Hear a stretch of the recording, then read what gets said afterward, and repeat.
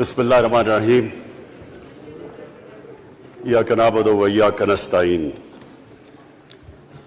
मैं सबसे पहले अपनी एलाइड पार्टीज़, अपने इत्तेहादियों का दिल से शुक्रिया अदा करता हूँ कि अभी भी और हर मुश्किल वक्त में जिस तरह आप मेरे साथ खड़े रहे। आपका बहुत बहुत शुक्रिया। मैं अपने पार्लियामेंटेरियंस, अपनी टीम का, मैं आपका शुक्रिया अदा इस तरह करता हूं कि मैंने जो आपकी कल शाम को जो आपके हालात देखे तो मुझे ये एहसास हुआ कि आप सबको बड़े दिल से तकलीफ थी कि जो हमारा वो सेनेट का ये इधर हफीज शेख के इलेक्शन में जब हारे हैं, तो मैं जो आप सबको देखा तो मुझे बड़ा अच्छा लगा। मुझे एक टीम आप में नजर आई और इंशाअल्लाह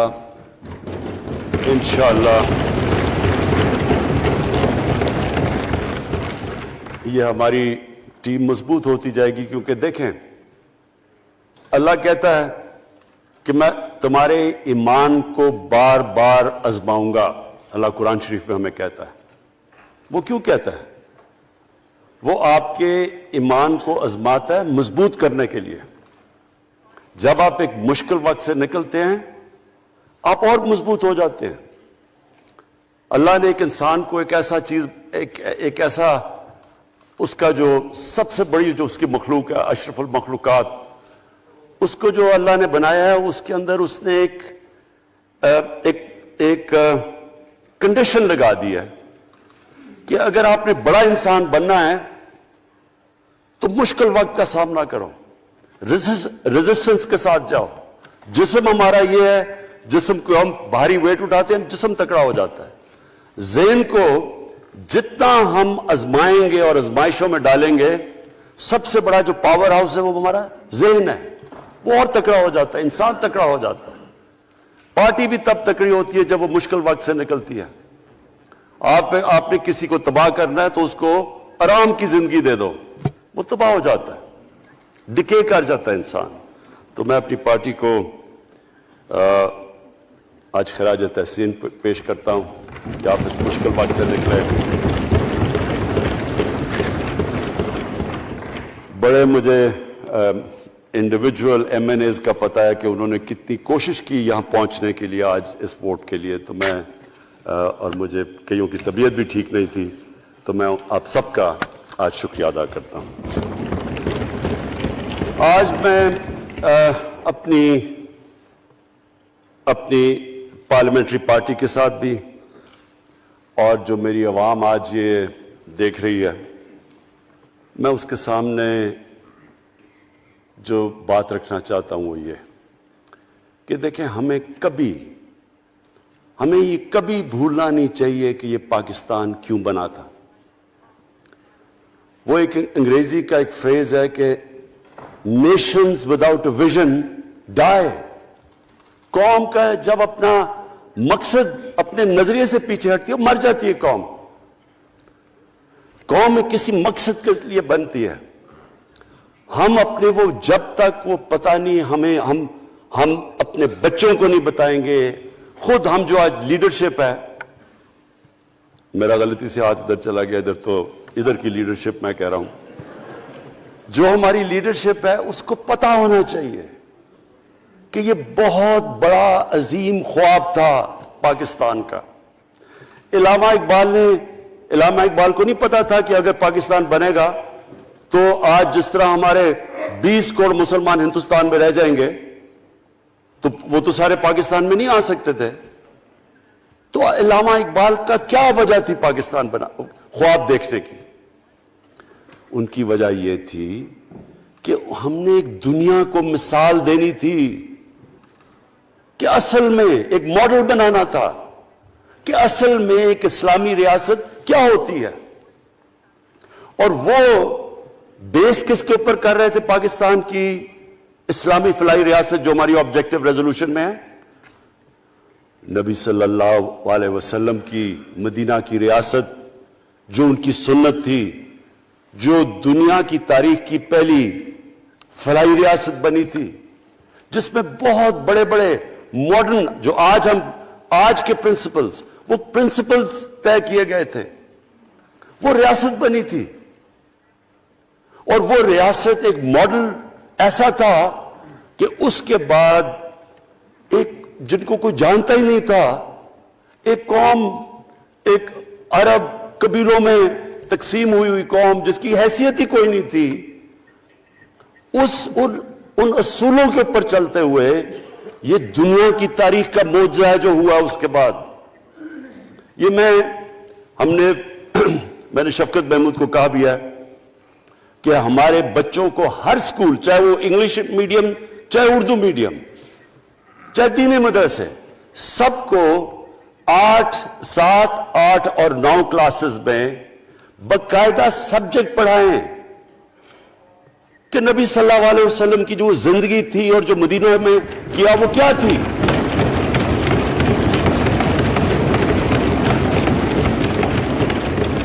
تاکہ ان کو پتہ چلے کہ اس ملک کا مقصد کیا تھا. بڑے لوگ جو پاکستان نہیں چاہتے تھے وہ کیا کہتے تھے؟ وہ کہتے تھے کہ پاکستان تو بن گیا تو آپ نے تباہ، جو مسلمان ہندوستان میں رہ گئے ان کو آپ نے سیکنڈ کلاس سٹیزن بنا کے چھوڑ دیا. آج بیچارے مسلمانوں سے کیا ہو رہا ہے وہاں؟ تو وہ لوگ کہتے ہیں کہ اگر پاکستان نہ بنتا تو مسلمانوں کی زیادہ طاقت ہونی تھی. ایک ہندوستان میں اس طرح مسلمانوں کا برا حال نہیں ہونا تھا جو آج ہے. یہ ایک آرگیومنٹ دی جاتی ہے. اور اگر ہم پاکستان کو جس مقصد کے لیے بنا تھا اگر ہم ادھر نہیں لے کے جائیں گے تو وہ ٹھیک کہہ رہے ہیں. یہ تو نہیں تھا کہ وہاں ٹاٹا برلا تھے جو اربوں پتی اور یہاں یہ شریف اور زرداری اربوں پتی بن جائے. اس لیے تو نہیں پاکستان بنا تھا. یہ بڑی ہمیں ری الائن کرنا چاہیے اپنے نظریے کی طرف. ہمیں اپنا رخ چینج کرنا چاہیے واپس کہ یہ بڑا عظیم خواب تھا پاکستان کا. اور وہ جو تاریخ تھی، وہ جو اصول انہوں نے سیٹ اپ کیے، جن لوگوں کی حیثیت ہی نہیں تھی، یہ تاریخ کا حصہ ہے کہ اس کے بعد انہوں نے دیکھتے دیکھتے 15، 20، 30 سالوں کے اندر دنیا کی امامت کی. صرف امامت ہی نہیں کہ وہ تو منگولیوں نے بھی دنیا بڑی جلدی سے فتح کر لی تھی. چنگیز خان نے بھی بڑی جلدی اس کی فوجوں نے فتح کر لی تھی. 100 سال کے بعد وہ ختم ہو گئے تھے. انہوں نے ایک دنیا کی عظیم سیولائزیشن، جو ٹاپ سائنٹسٹ تھے، سارے دنیا کے ٹاپ سائنسدان، ایک عظیم کلچر. اور سب سے بڑی بات جو میں یہ کہنا چاہتا ہوں، انہوں نے اخلاقیات، ایک مورل سٹینڈرڈ سیٹ کی دنیا میں. جب مسلمان گئے انڈونیشیا اور ملیشیا، وہاں تو کوئی مسلمان کی فوج نہیں گئی، وہاں تو کوئی تلواروں سے نہیں فتح کیا. مسلمان تاجروں کا وہاں کردار دیکھ کے لوگ حیران ہو گئے کہ یہ کون لوگ آئے ہیں جو بالکل ان کی مورالٹی ایسی، نہ وہ کوئی دغا بازی کرتے تھے، نہ وہ کوئی دھوکہ دیتے تھے، اپنی زبان پہ کھڑے ہو جاتے تھے.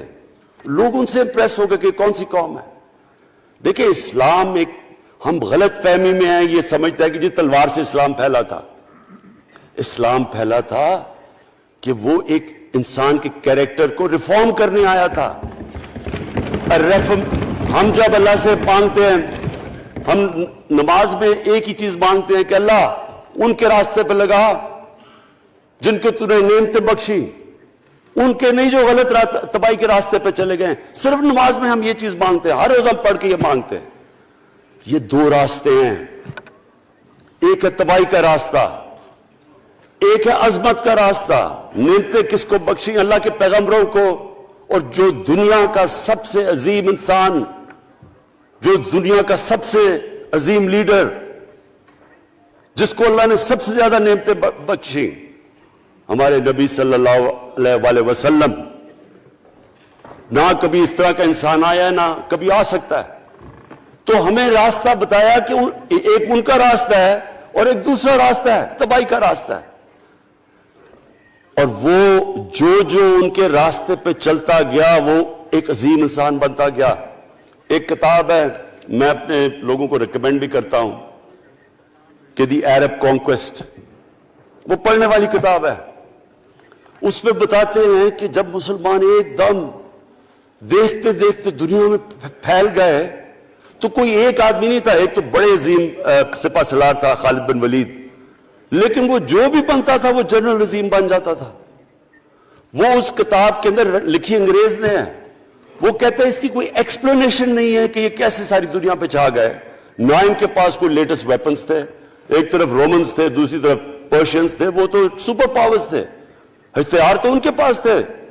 نہ ان کے پاس ہتھیار، نمبرز میں بھی وہ زیادہ تھے، ان کی فوجیں بھی زیادہ تھیں، لیکن وہ ساری دنیا پہ پھیل گئے اور ایک ایسا سویلائزیشن بنا کہ زیادہ تر تو مسلمان نہیں تھے، وہ بھی ان کو مانتے تھے، کیونکہ ان کی اخلاقیات، ان کا عدل اور انصاف کا نظام، ان کا کیریکٹر، اس کی وجہ سے لوگ آئے ہیں. یہاں جو ہندوستان میں اسلام پھیلا ہے، یہ ہمارے جو بڑے بڑے بزرگ تھے، داتا صاحب، بلے شاہ، نظام الدین اولیاء اور بابا فرید، یہ لوگ تھے. ان کو لوگ دیکھ کے، ان کے کردار سے، ان کے انٹلیکٹ، انسانیت سے لوگ مسلمان ہوئے. تو ہم آج، میں جو یہ سینٹ الیکشن ہوا ہے، میں اپنی قوم کو یہاں، یعنی مجھے شرمندگی ہوتی ہے اسپیکر صاحب کہ ہم وہ کدھر وہ خواب اور کدھر بکرا منڈی بنی ہوئی ہے ایک لوگوں کو خریدنے کے لیے سب کے سامنے. یعنی ہمیں ایک مہینے سے پتا تھا کہ پیسہ جمع کیا جا رہا ہے اس سینٹ الیکشن میں، اور مجھے حیرت ہوئی کہ الیکشن کمیشن کہتا ہے کہ جی یہ تو پتہ نہیں کوئی ہم آزاد انسٹیٹیوشن ہے یا میں ان کی کوئی آزادی کے اوپر لے رہا تھا، یا جی بڑا زبردست الیکشن. اچھا کہتے جی بڑا اچھا الیکشن کروایا. یہ مجھے اور اس سے تو مجھے اور صدمہ ہوا ہے کہ اگر یہ الیکشن اچھا آپ نے کروایا ہے تو پتہ نہیں برا الیکشن کیا ہوتا ہے.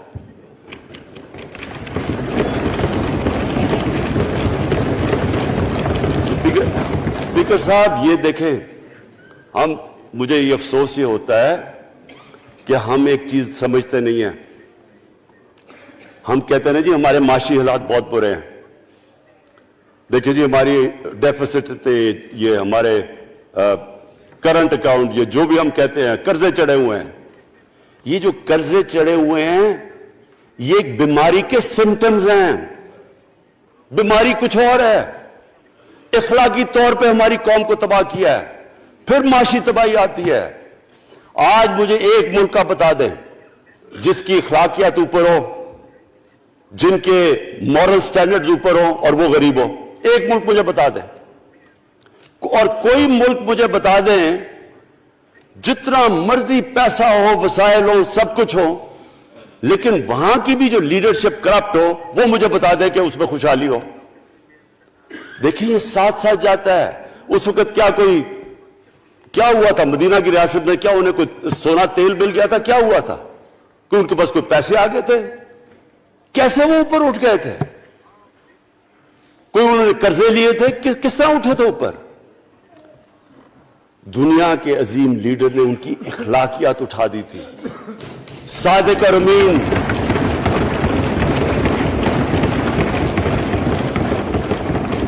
ایک قوم، انہوں نے ہمیں بتایا. ہمیں قرآن میں اللہ حکم کرتا ہے کہ ان کی سنت پہ چلو. اللہ جب ہمیں کہتا ہے ان کی سنت پہ چلو، کیا ہم اللہ کو کوئی فائدہ پہنچا سکتے ہیں؟ ہماری بہتری کے لیے کہتا ہے. قرآن شریف میں سب کچھ ہماری بہتری کے لیے اللہ نے، یہ تمہارے لیے بک آف گائیڈنس ہے ہمیشہ کے لیے، اور یہ ہماری بہتری کے لیے ہے. تو وہ جب ہمیں کہتا ہے کہ نبی صلی اللہ علیہ وسلم کے راستے پہ چلو، وہ ہماری بہتری کے لیے کہتا ہے. اور میں جس نے اس عمر میں ساری دنیا دیکھ لیا ہے، اسپیکر صاحب میں آپ کو بتاؤں، مجھے تکلیف ہوتی ہے دیکھ کے. جب میں یہ مغربی ملکوں میں جاتا ہوں، اسکینڈینیویا میں، سوئٹزرلینڈ میں، آپ وہاں کے اخلاقی سٹینڈرڈز دیکھیں، ان کی مورل سٹینڈنگز دیکھیں، شرم آئے گی آپ کو کہ جو ہمارے ملک میں ہو رہا ہے. اور یہ جو سینٹ کا الیکشن ہوا ہے، آپ کو افسوس ہوگا کہ ہم وہ کس کی امت ہیں ہم؟ کس کی امت ہیں؟ کس کے نام پہ پاکستان کا مطلب کیا؟ لا الہ الا اللہ، اس پہ یہ ہمارا ملک بنا تھا۔ اور آج دیکھیں ایک کرپٹ آدمی، دنیا میں ثابت کیا ہوا کرپٹ آدمی آصف زرداری، دنیا میں اس کے اوپر لکھا ہوا کہ مسٹر 10%، مضمون لکھے ہوئے ہیں، فلمیں بنی ہوئی ہیں اس کے اوپر، اور اس ملک میں لوگ کہیں جی ایک زرداری سب پہ بھاری، کیا کہ وہ رشوت دیتا تھا اس لیے سب پہ بھاری ہو گیا؟ کیا یہ ہمارا ملک؟ دوسری طرف دیکھیں، دوسری طرف یہاں بیٹھے ہوئے ہمارا لیڈر نواز شریف، اور نواز شریف ایک ڈاکو، ملک کو 30 سال سے لوٹ کے ملک سے باہر بھاگا ہوا ہے، جھوٹ بول کے باہر بھاگا ہوا ہے، سارے ملک کے سامنے ہمیں کیبنٹ میں ہم نے 6 گھنٹے میں بتایا جی اس کو یہ بھی بیماری ہے، اس کو یہ بھی بیماری ہے، اس کو یہ بھی بیماری ہے، وہ شاید وہ جہاز پہ بھی نہ چڑھ سکے، وہ شاید مر جائے گا۔ شیرین کے آنسو آ گئے کیبنٹ میں، اور شیرین کے آنسو آنے آسان کام نہیں ہے اسپیکر صاحب۔ تو ہم نے اس کو وہاں جیسے وہ جہاز پہ چڑھا، جیسے وہاں گیا وہ ایک دم ہی تبدیل، اور آج وہاں جا کے تقریریں کر رہا ہے، وہاں بیٹھ کے اسکیمیں کر رہا ہے، وہاں بیٹھ کے پلاننگ کر کے جی اسے اتنا پیسہ دو، ادھر پیسہ کھلاؤ۔ ساری ان کی ایک کوشش ہے، جب سے ہم 2.5 سال سے حکومت آئی ہے، یہ سارے بڑے بڑے ڈاکو اکٹھے ہو کے یہ سمجھ رہے ہیں کہ عمران خان کو کرسی کا اتنا شوق ہے کہ اس کے اوپر اتنا پریشر ڈالو کہ یہ جی ہمیں جس طرح جنرل مشرف نے NRO دیا تھا یہ بھی دے دے گا۔ جنرل مشرف، فوج اس کے نیچے، عدلیہ اس کے کنٹرول میں، ساری کیونکہ میں ادھر ممبر پارلیمنٹ تھا، اپوزیشن نہ ہونے کے برابر، جو اپوزیشن کے اندر جو مین آدمی تھا فضل الرحمان، وہ اس کے ساتھ ملا ہوا تھا، وہ 2 نمبر ہمیشہ سے تھا، رائٹ۔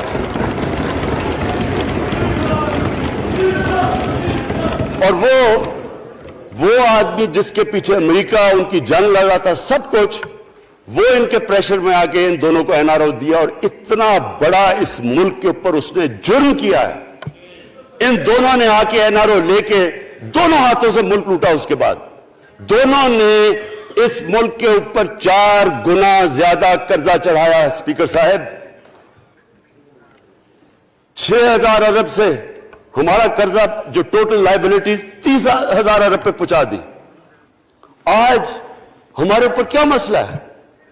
ہمیں یہ قرضوں کی قسطیں دیتے ہوئے بیچارے لوگوں کے اوپر بوجھ ڈالنا پڑتا ہے۔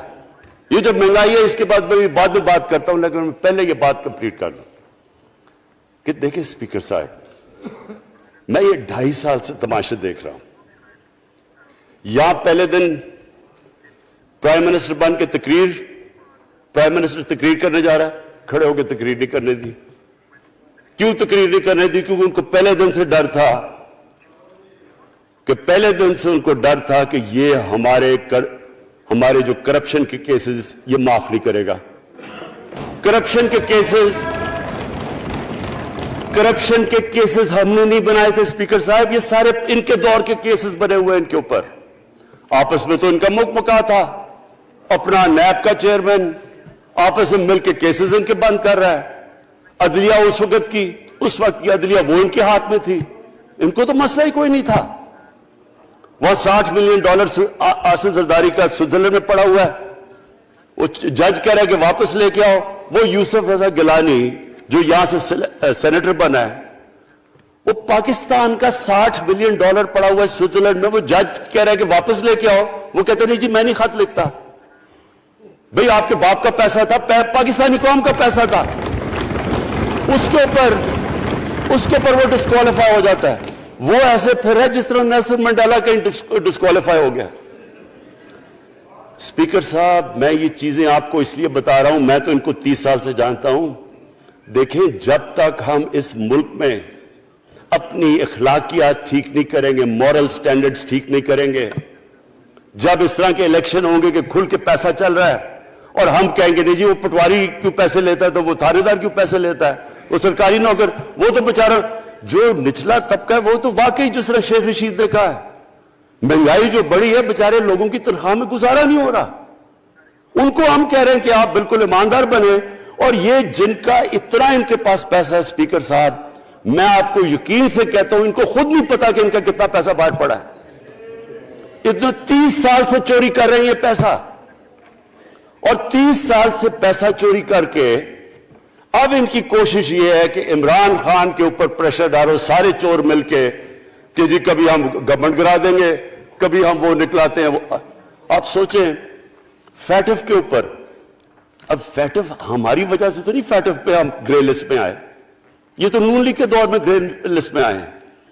اب اگر فیٹف کی بلیک لسٹ میں پاکستان جاتا ہے تو یہاں سب کو پتا ہے کہ سینکشنز لگ جائیں گی، تو آگے مشکل سے ہم نے اکانومی کو سٹیبلائز کیا، مشکل سے۔ اگر بلیک لسٹ میں جاتا ہے تو اکانومی سیدھی نیچے۔ آج جو لوگوں کو مشکل پڑی ہوئی ہے، اور مشکل پڑی ہوئی ہے ہمارے لوگوں کو مہنگائی کی، اس کی وجہ یہ ہے کہ ہمارا روپیہ جو تھا تقریباً 107 روپے کا، آج 160 روپے کا۔ تو جب روپیہ گرتا ہے تو ساری چیزیں باہر سے مہنگی ہو جاتی ہیں، پٹرول، ڈیزل، بجلی۔ اب بجلی کی آدھی بجلی ان سے باقی ڈالر کانٹریکٹس کے اوپر بجلی کے کانٹریکٹ سائن کیے ہوئے ہیں، وہ سب کچھ باہر سے، دالیں مہنگی، جو چیز باہر سے امپورٹ کرتے ہیں، گھی مہنگا، ساری چیزیں مہنگی ہو جاتی ہیں۔ تو یہ سوچ لیں کہ اگر ہمارے اوپر سینکشنز لگ جائیں، اگر ہمارے اوپر فیٹف کی سینکشنز لگ جاتی تو یہ تو آپ تو سوچ ہی نہیں سکتے کہ یہ ملک میں کیا حال ہونا تھا۔ تو ہم اپنے ملک کے لیے فیٹف کی ریکوائرمنٹ پہ لیجسلیشن کروا رہے ہیں، اور انہوں نے جناب اتنا بڑا وہ ذرا پکڑا، اتنا بڑا وہ لا دیا جی، اتنا بڑا جی، یہ 34 شکیں چینج کر دیں نیب میں۔ اب نیب کا فیٹف سے کیا تعلق ہے؟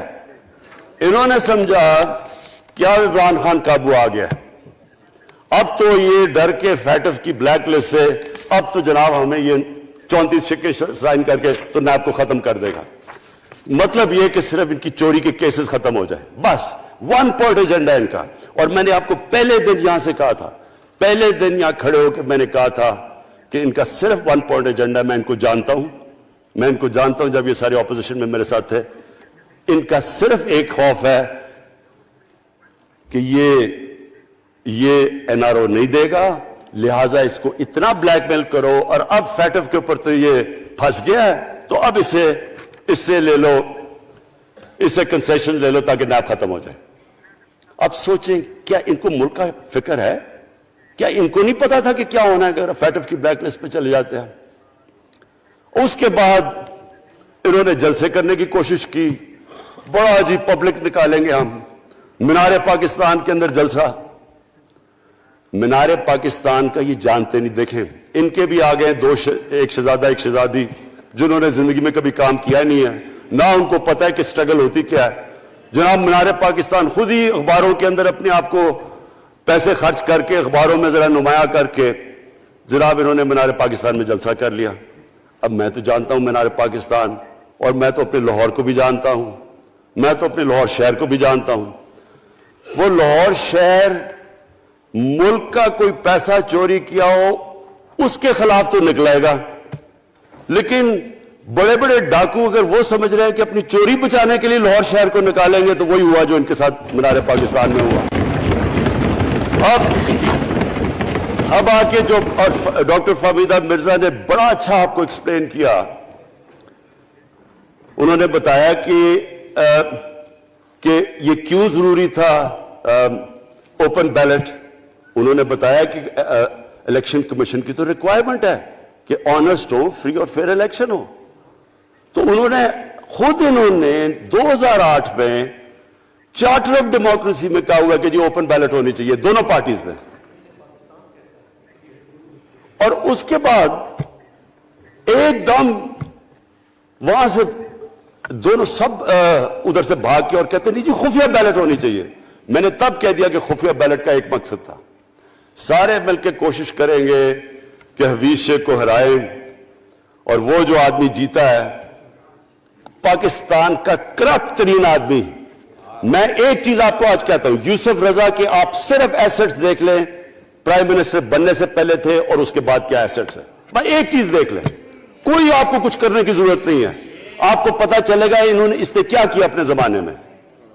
تو اس کو لا کے یہاں بٹھا کے تو جناب انہوں نے سارا پیسہ لگا کے، اور ہمیں سب پتا تھا کیا ہو رہا ہے، اور اس کو جا کے جناب انہوں نے ہروا دیا حفیظ شیخ کو۔ اب کیا پیغام گیا سارے ملک میں؟ اس کا میں نے کیوں یہ آج ووٹ آف کانفیڈنس لی ہے، اس کا کیا پیغام گیا دنیا میں؟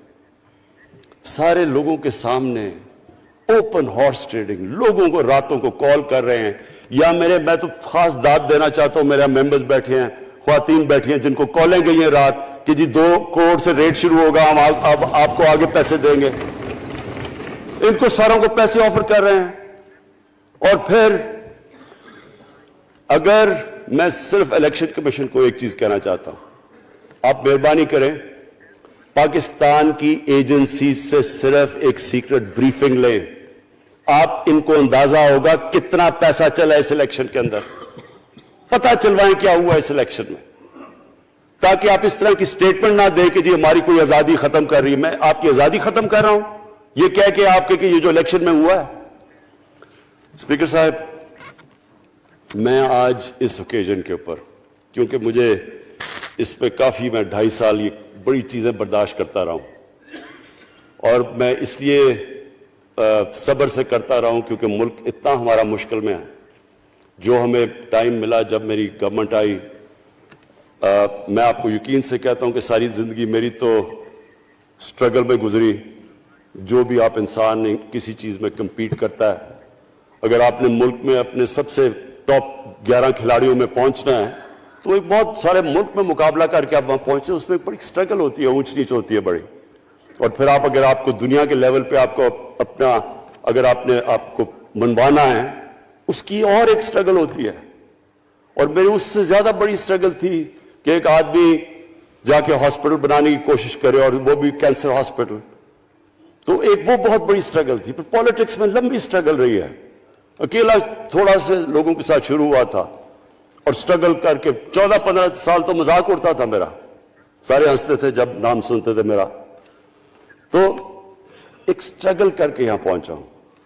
جو یہ 2.5 سال میں اسپیکر صاحب میں نے سٹرگل کی ہے، یہ میری زندگی کی سب سے مشکل سٹرگل تھی۔ اور کیوں مشکل تھی؟ کیونکہ جو یہ 10 سال میں اس کو ڈیکیڈ آف ڈارکنس کہتا ہوں، ایک ایک انہوں نے ادارہ تباہ کیا۔ صرف 10 سال پہلے اداروں کے حال دیکھ لیں، کوئی ادارہ اٹھا لیں، پی آئی لے لیں، ریلوے لیں، سٹیل مل 8 ارب روپے کا پروفٹ لے کے بیٹھی ہوئی تھی۔ 8 ارب روپیہ سٹیل مل میں پروفٹ تھا جب تک کہ زرداری نے ہاتھ نہیں مارا اس کو۔ اپنا وہ ریاض لال جی فرنٹ مین رکھ کے ہمارے سامنے، میرے پاس آئے لوگ چیمبر والے، انہوں نے کہا جی یہ سٹیل مل سستی بلٹس اس کو بھیجا، اس کے تھرو پیسے دے رہا ہے، وہ سٹیل مل آج بند پڑی ہے۔ ایک ایک ادارہ انہوں نے تباہ کیا، بھرتیاں کی لوگوں کی، وہ ادارے اتنے بڑے بڑے ہو گئے ہیں کہ وہاں پینشنز اتنی آ گئی ہے کہ کچھ بچتا ہی نہیں ہے سیلریز اور پینشن کے بعد کے ادارے کو ٹھیک کر سکے۔ ایک ایک ادارہ تباہ کیا۔ ملک کا سب سے بڑا جو کرنٹ اکاؤنٹ ڈیفیسٹ، جس کے اوپر سارا پریشر پڑتا ہے، اگر آپ کا کرنٹ اکاؤنٹ یعنی کہ ڈالر زیادہ ملک سے باہر جا رہے ہیں اور کم اندر آ رہے ہیں تو پریشر روپے پہ پڑتا ہے، وہ گر جاتا ہے۔ تو وہ میں آپ کو بتا، جب روپیہ گرتا ہے تو غربت پھیل جاتی ہے ملک میں۔ تو سب سے بڑا current account deficit, fiscal deficits جو کہ آپ کی آمدنی اور خرچے، وہ بڑا ڈیفیسٹ، سارے ادارے خسارے میں۔ پاور کانٹریکٹس جو انہوں نے سائن کیے اسپیکر صاحب، یہ عمر ایوب آپ کو بتائے گا، وہ یعنی ایسے لگ رہا تھا کہ کسی دشمن نے آ کے ایک ملک کو نقصان پہنچانے کے لیے پاور کانٹریکٹ سائن کیے۔ ان کے اندر وہی پاور پروجیکٹس آپ کہیں اور دیکھ لیں، کسی اور ملک میں، بلکہ اپنے ملک میں دیکھ لیں، اور وہ دیکھیں کہ انہوں نے کس پیسے بنائے، وہ کس پیسے پہ۔ گیس کا کانٹریکٹ سائن کیا ہم نے آ کے اسی ملک سے 30% کم پیسے پہ گیس کا کانٹریکٹ سائن کیا، ان کا ہی کانٹریکٹ چینج کیا۔ ساری گورنمنٹ جب اوپر سے پرائم منسٹر لگا ہوا پیسے بنانے، پرائم منسٹر ایک نوکری کر رہا ہے کس کے لیے؟ ایک دبئی کی کمپنی کے لیے۔ کبھی دنیا میں سنا ہے اس طرح؟ کبھی یہ مذاق سنا ہے جی کہ ملک کا پرائم منسٹر کسی دنیا کو دبئی کی کمپنی کے اندر نوکری کر رہا ہے؟ ادھر سے یہاں ڈیفنس منسٹر، ان کا فورن منسٹر، وہ دبئی کی کمپنی سے نوکری کر رہا ہے۔ اور وہ ایک انٹیریئر منسٹر، وہ کچھ سنا ہے سنتری بنا ہوا تھا کسی سعودی عربیہ کی کمپنی میں، مجھے نہیں پتا. کبھی یہ سنا ہے یہ ملک سے کسی ملک سے ایسا مذاق ہوا ہے؟ یہ سارے طریقے تھے اس ملک سے پیسہ منی لانڈر کر کے باہر لے جانا. آج مجھے یہ بتائیں، میں یہ جو سارے ہماری اپوزیشن ہے، میں ان سے سوچتا ہوں، میں کئی دفعہ ان کی شکلیں دیکھ کے پوچھتا ہوں ان سے کہ کیا آپ واقعی سمجھتے ہیں کہ آپ دونوں کے لیڈر ایماندار ہیں؟ کیا یہ واقعی سمجھتے ہیں کہ ان کی جو یہ دولتیں بڑی ہیں یہ ایمانداری سے بنی ہیں؟ یعنی کیا ان کو کوئی ملک کی فکر نہیں ہے کہ یہاں کا پیسہ، کیا ان کے بیٹے ہیں؟ میں یہ بتائیں، 3 دفعہ ملک کا پرائم منسٹر، اس کے دونوں بیٹے باہر بیٹھے ہوئے ہیں. میں لندن کو جانتا ہوں اسپیکر صاحب، وہ اربوں اربوں روپے کی پراپرٹی ہے، وہاں کے بڑے بڑے رئیس ان ایریاز میں نہیں رہ سکتے جدھر ان کے 2 بیٹے رہ رہے ہیں. ملک سے بھاگ گئے. جی ہم پاکستانی شہری نہیں ہیں. کیوں پاکستانی شہری نہیں؟ کیوں یہاں بتا ہی نہیں سکتے کہ وہ پیسہ کدھر سے آیا جو انہوں نے اتنی بڑی پراپرٹیز لی ہوئی ہیں. اور یہ کچھ نہیں ہے جو انہوں نے بنامی پراپرٹیز لی ہوئی ہیں. کسی کو اندازہ ہی نہیں ہے ان کا کتنا پیسہ باہر پڑا ہے. زرداری کے پاس کیا تھا پہلے، اس کی جو باہر پراپرٹیز ہے. تو کیا ان لوگوں کو نہیں پتا کہ اس ملک کا پیسہ چوری کر کے یہ باہر لے کے جا رہے ہیں اور یہ پھر بھی ان کی سپورٹ کر رہے ہیں؟ اور یہ جو سینٹ کا الیکشن، کیا انہیں نہیں پتا کہ بڑا جی عقل مند پولیٹیشن ہے زرداری، لوگوں کو رشوت دے کے ان کو خرید رہا ہے؟ ساری قوم کے سامنے یہ ہو رہا ہے. میں یہ صرف آخر میں یہ کہنا چاہتا ہوں اس ایشو کو ختم کرتے ہوئے کہ دیکھیں اسپیکر صاحب، کوئی ملک آگے نہیں بڑھ سکتا ایسے. میں اکیلا عمران خان کو کرپشن کر کے کرپشن نہیں ٹھیک کر سکتا. میں عدلیہ کو کیا، کیسز تو عدلیہ میں یا نیب کے اندر ہے، میرا تو ان کے اوپر کوئی کنٹرول نہیں ہے. میں آج پاکستان کی عدلیہ کو اور نیب کو، جو آپ کو میری گورنمنٹ سے مدد چاہیے کنوکشنز کرنے کے لیے، ساری چیزیں ایک طرف، یہ اس ملک کا سب سے بڑا مسئلہ ہے. جب تک آپ لوگوں کو سزا ہی نہیں دیں گے،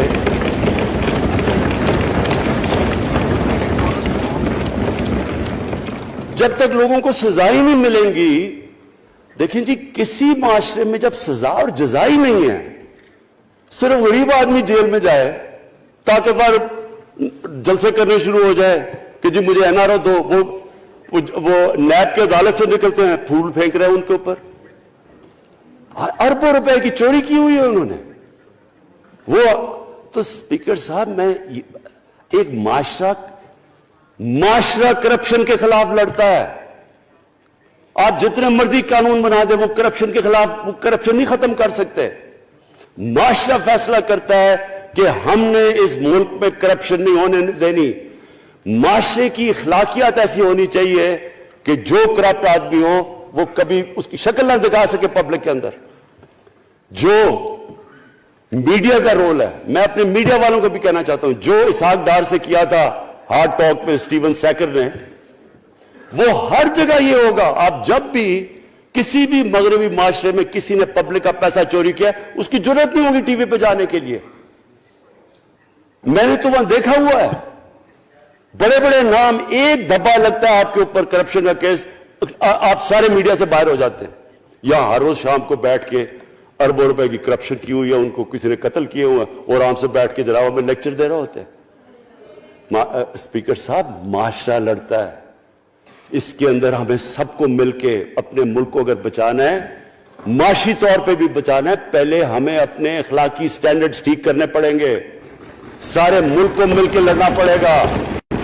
اگر ہم نے اپنے بچوں کے مستقبل کو بچانا ہے، اپنی آنے والی جنریشنز کو بچانا ہے، اس ملک کو ایک عظیم ملک بنانا ہے، تو وہ شروع ہوگا جب ہم مدینہ کے ریاست کے سب سے بڑے اصول عدل اور انصاف، کیونکہ انصاف اور عدل جب ایک معاشرے میں آ جاتا ہے، جب ایک معاشرہ کھڑا ہو جاتا ہے میرٹوکریسی کے اوپر، جب ایک معاشرے میں صرف ایک جو کرپٹ جتنا مرضی طاقتور ہو وہ جیل میں جاتا ہے اور عام آدمی اوپر آ سکتے ہیں، وہ معاشرہ تب آگے بڑھتا ہے.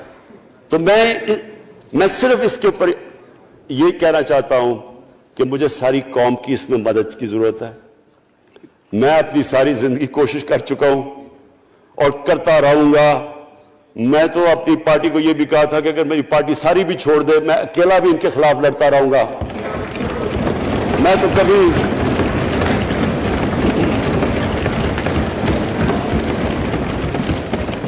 اسپیکر صاحب آخری گیند تک لڑنے والا کیپٹن تھا. آخری گیند تک لڑوں گا, وہ تو کبھی میں ہار مانوں گا نہیں. لیکن یہ وقت آ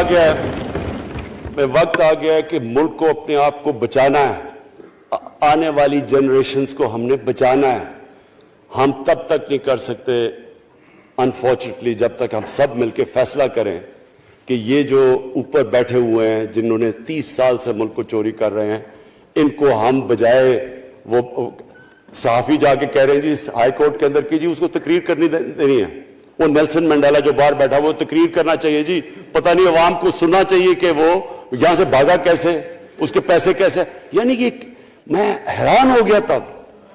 اور اب اسپیکر صاحب میں صرف مختصر بات کر دوں آگے کی. دیکھیں پاکستان ایک مشکل وقت سے نکل کے اب ہم ایک سٹیبل اور آگے بڑھنے کے سٹیج پہ آ گئے ہیں. ہماری اللہ کا شکر ہے. جو سب سے مشکل چیز ہوتی ہے کرنٹ اکاؤنٹ, بڑی دیر 17 سال کے بعد 5 مہینے پاکستان کا جو کرنٹ اکاؤنٹ ہے وہ سرپلس پہ چلا گیا. یعنی ہمارے جتنے ملک میں ڈالرز آ رہے ہیں اور جتنے باہر جا رہے ہیں اللہ کا کرم ہے زیادہ ڈالرز آ رہے ہیں. ہمارا روپیہ خود ہی, ہم پیسے نہیں لگا رہے اس کو, خود روپیہ اسٹرینتھ گین کر رہا ہے. یہ بڑا امپورٹنٹ ٹائم ہے کہ اس وقت, اور یہ اس کے باوجود کہ اس ملک میں کرونا ہوا, ساری دنیا کی اکانومیز کرونا میں بری طرح متاثر ہوئی, اس کے باوجود اوپر والے کے کرم خاص طور پہ. اور میں کہوں گا کہ ہماری جو ٹیم تھی, ہمارا جو جس طرح ہم نے مانیٹر کیا اور جس طرح ہم نے ڈیٹا بیس گیدر کیا اور ہم نے ہر ایک چیز فالو کر کے ہم نے جیسے اپنے لوگوں کو بچایا ہے. میں خاص طور پہ اپنی ٹیم یاسد عمر اور ہماری جو ٹیم تھی اپنی ڈاکٹر فیصل, میں ان کو خاص طور پہ خراج تحسین پیش کرتا ہوں. تو اس مشکل وقت سے بھی آپ دنیا میں دیکھیں اور جس طرح پاکستان نکلا. اب دیکھیں آگے ہمارا چیلنج کیا ہے. ہمارا چیلنج یہ ہے کہ ہم اپنی جو ایکسپورٹس ہیں ان کو بڑھائیں, کیونکہ صرف گروتھ ایک ہی طرح ہوتی ہے ایکسپورٹ لیڈ. اللہ کا شکر ہے کہ بیرون ملک پاکستانیوں نے ریکارڈ پیسہ پاکستان بھیجا ہے جو کہ ہمارے ملک میں آیا ہے ریمیٹنسز کے. اب ہم نے انویسٹمنٹ کے اوپر لگے ہوئے ہیں. اس وقت سب سے زیادہ کمپنیز رجسٹر ہوئی ہیں SECP میں. اس کا مطلب کہ نئی انویسٹمنٹ پاکستان میں آنے والی ہے. لوگ تیار ہو گئے انویسٹ کرنے کے لیے. ہمارا صرف مسئلہ اسپیکر صاحب ایک ہے بجلی کا. یہ بڑا مسئلہ ہے.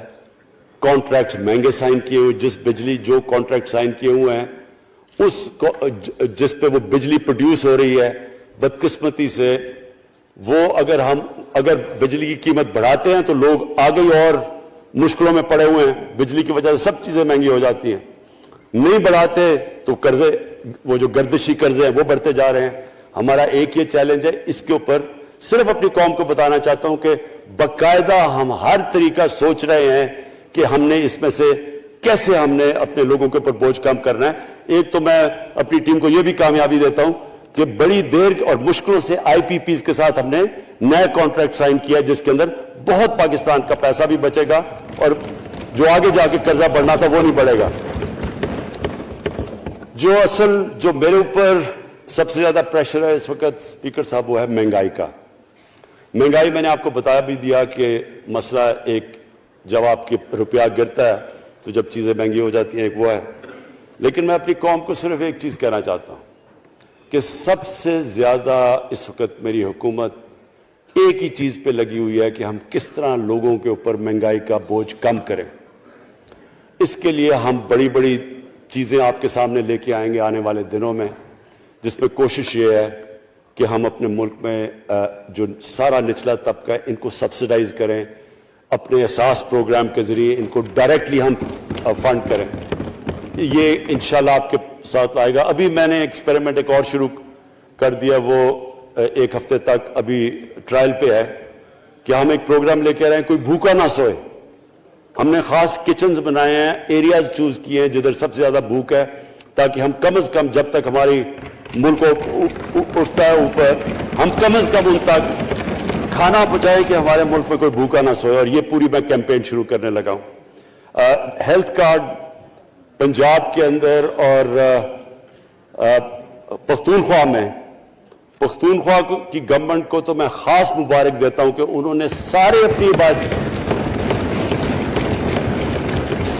اپنے پختونخوا کے لوگوں نے خاندانوں کو کور کر لیا ہیلتھ انشورنس سے.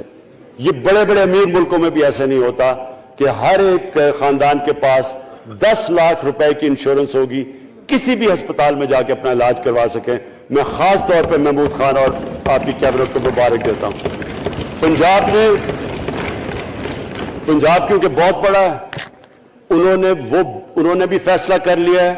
عثمان بزدار آپ کی اور آپ کی ٹیم کو میں خاص مبارک دیتا ہوں کہ اس سال کے اینڈ تک وہ سارے پنجاب کے اندر ہیلتھ کارڈ پہنچا دیں گے. یہ ایک عام آدمی کے لیے سب سے بڑی, کم از کم جیسے جیسے ہم اپنے ملک کو اٹھا رہے ہیں تو کم از کم ہم لوگوں کی بنیادی ضروریات پوری کریں. اور جو کسان ہیں جی, کسانوں کے لیے ایک بڑا زبردست پروگرام لے کے آ رہے ہیں. اس کے اوپر بھی ہمیں بڑا برین سٹارمنگ کی ہے کہ کیسے ہم کسان کی مدد کر سکتے ہیں. پرابلم تو ہمارے پاس یہ ہے نا کہ جتنا ہم پیسہ اکٹھا کرتے ہیں آدھا پیسہ قرضوں کی قسطوں پہ چلا جاتا ہے, تو پیسہ کم بچتا ہے. لیکن ہم نے فیصلہ کیا کسانوں کے اوپر ہم خاص زور دینے لگے ہیں, تاکہ وہ بعد میں بات کروں گا. تو 2 چیزیں اور جی. دیکھیں, میں قوم سمجھتی ہے نا کہ اب ہم کیسے یہ جو قرضے ہمارے اوپر چڑھے ہوئے ہیں ان سے کیسے نکلنا ہے. اس سے صرف ایک ہی طریقہ نکلنے کا کہ ہم اپنے ملک میں دولت کے اندر اضافہ کریں, ویلتھ کریشن کریں. اس کے لیے ہم کیا کرنے جا رہے ہیں؟ اس کے لیے ہم نے میگا پروجیکٹس بنائے ہوئے ہیں. ایک ہے راوی سٹی لاہور, دوسرا اس وقت ایک والٹن کے اوپر ایک ہم بزنس سینٹر بنانے لگے ہیں لاہور کا, وہ بہت میگا پروجیکٹ ہے. اور پھر تیسرا جو ہے ایک جزیرہ بینڈل آئلینڈ کراچی سے تھوڑے 1-2 کلومیٹر کے فاصلے پہ. ان سے یہ کیوں کرنے جا رہے ہیں, میں صرف لوگ سمجھیں کہ کیوں. ایک تو یہ ہمارے شہر پھیلتے جا رہے ہیں, جتنا شہر پھیلتا جائے گا نہ آپ ان کو سیوریج دے سکتے ہیں, نہ پانی دے سکتے ہیں, نہ صفائی کر سکتے ہیں. تو جو دنیا کے ماڈرن سٹیز ہیں وہ اوپر جاتے ہیں, یعنی وہ بلڈنگ اوپر جاتی ہے, بجائے اگر آپ پھیلتے جائیں تو مشکل ہو جاتا ہے سرو کرنا. تو ایک تو ماڈرن سٹیز پہلی دفعہ بنا رہے ہیں پاکستان میں اسلام آباد کے بعد. ایک وہ راوی سٹی, وہ بہت ضروری ہے. اس سے لاہور کا جو پانی نیچے جاتا جا رہا ہے وہ ہم وہاں براج بنا کے پانی اس کا بچانے لگے ہیں. اور دوسرا ماحولیات کے لیے وہاں ہم بہت بڑے پیمانے پہ اربن فارسٹ اور درخت اگانے لگے ہیں, کیونکہ وہاں لاہور میں بہت بڑا پرابلم ہے اس کا. وہی بینڈل آئلینڈ کا بھی مقصد یہ ہے کہ وہاں سارا سیوریج جا رہا ہے کراچی کا, اس کی سیوریج کو ٹریٹ کریں اور ایک ماڈرن سٹی بنائیں, بجائے کراچی پھیلتے پھیلتے حیدرآباد پہنچ جائے, ایک پوری اوپر سٹی بنائیں جو ایک ماڈرن سٹی ہو. تو لیکن اس کا اصل مقصد یہ ہے کہ اس سے پیسہ جنریٹ ہوگا, اربوں کھربوں روپیہ ہم جنریٹ کریں گے, اور اس پیسے سے ہم پھر یہ قرضے واپس کریں گے. اور دوسری چیز, باہر سے انویسٹمنٹ آئے گی. بیرون ملک پاکستانی جو سب سے بڑا ملک کا احساس ہے, وہ باہر آ کے وہ ان کے اندر انویسٹ کرنے کے لیے تیار ہے, ان بڑے بڑے پروجیکٹس کے اندر. اور جیسے فورن ایکسچینج آئے گا ہمارے ریزروز بڑے ہوں گے, ہمارا روپیہ سٹیبل ہوگا, اور اس سے جو ویلتھ کریشن ہوگی اس سے ہم پھر اپنے قرضے واپس کریں گے. اس کے علاوہ 50 سال کے بعد 2 بڑی ڈیمز بن رہی ہیں. پاکستان کی تاریخ میں صرف 2 بڑی ڈیمز تھیں, اب یہ 2 اور بادشاہ ڈیم اور مومن ڈیم بنا رہے ہیں. لیکن مجھے جو آخر میں بات کہنی ہے اسپیکر صاحب وہ یہ کہ پاکستان کو آگے بڑھنے سے کوئی نہیں روک سکتا انشاءاللہ.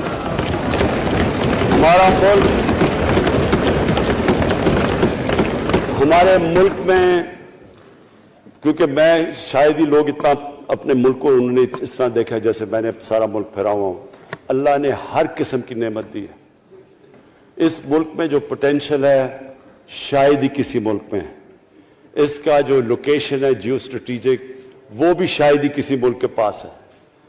12 موسم اللہ نے دیے ہوئے ہیں یہاں اوپر سے لے کے نیچے تک, کچھ بھی اگا سکتے ہیں. زرخیز زمین ہے جس کو ہم صحیح طرح استعمال نہیں کر پا رہے کیونکہ ہماری ساری پروڈکٹیوٹی بڑی کم ہے, ٹیکنیکس بڑی پرانی ہیں. چائنا کے ساتھ مل کے اس طرف بھی ہم جا رہے ہیں کہ اپنی پروڈکٹیوٹی بڑھانے کے لیے. اس ملک کے اندر سب سے بڑی چیز ایک نوجوان آبادی ہے. اور آگے جو ایک جو جسے کہتے ہیں کہ اگلی جو ریولوشن, 4th انڈسٹریل ریولوشن کے بعد یہ جو ٹیکنالوجی کی ریولوشن آ رہی ہے, اس میں ہمارے پاس ایک ینگ آبادی ہے اور اس کے اوپر اب ہم پورا زور لگائیں گے. اور انشاءاللہ یہ جو ہماری آبادی ہے یہ ہی ایک ینگ آبادی پاکستان کو اٹھا دے گی اگر ہم ان کو صحیح معنی میں ٹیکنیکل ایجوکیشن دے دیں. جو میں الیکشن کمیشن کیونکہ بڑے ناراض ہو گئے تھے کہ میں نے کہا وہ الیکشن کے اوپر میرے کامنٹس تھے, میں ان کو یہ کہہ دوں کہ ہم نے یہ فیصلہ کیا ہے الیکٹرل ریفارمز کا. ہم اب ٹیکنالوجی کے اوپر وہ جو EVM مشینز ہیں, الیکٹرانک مشینز لے کے آئیں گے.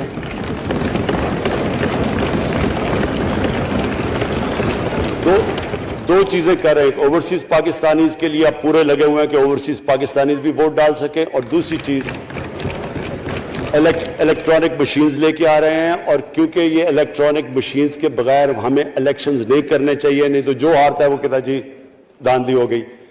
ہم نے اس طرح کا سسٹم لے کے آ رہے ہیں کہ امریکہ کے اندر جب ڈونلڈ ٹرمپ نے کہا کہ الیکشن میں داندلی ہوئی ہے, سارے انہوں نے جب الیکشن کھولا تو ایک بھی وہ نہیں ثابت کر سکے داندلی ہوئی کیونکہ الیکٹرانک مشینز تھی, ان کے پاس وہ سسٹم تھا.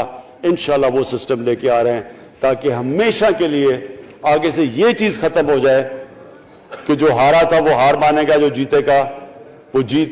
جس طرح کہ انشاءاللہ ہماری حکومت کرے گی, جس طرح کہ ایز کیپٹن پاکستان دنیا کی کرکٹ کی تاریخ میں پہلی دفعہ نیوٹرل امپائرز میں لے کے آیا تھا. بہت بہت شکریہ.